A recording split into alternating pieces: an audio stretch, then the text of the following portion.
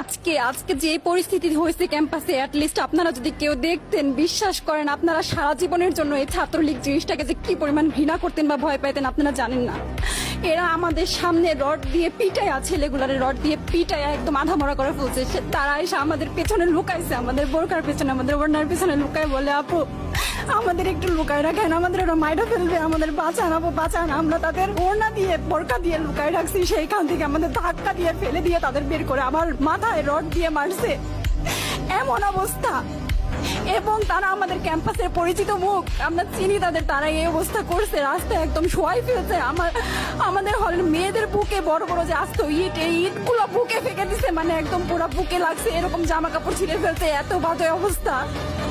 অথচ আমার ব্যাচমেট, আমরা যাদের সাথে ক্লাস করি, একসাথে বসি, আমি তাদের একটা কথা বলতে দেখি না এগুলো নিয়ে, একটা কথা না। এবং তাদের নিউজ ফিডে গেলে দেখবেন তারা এখন এগুলাই সাপোর্ট করে যাইতেছে।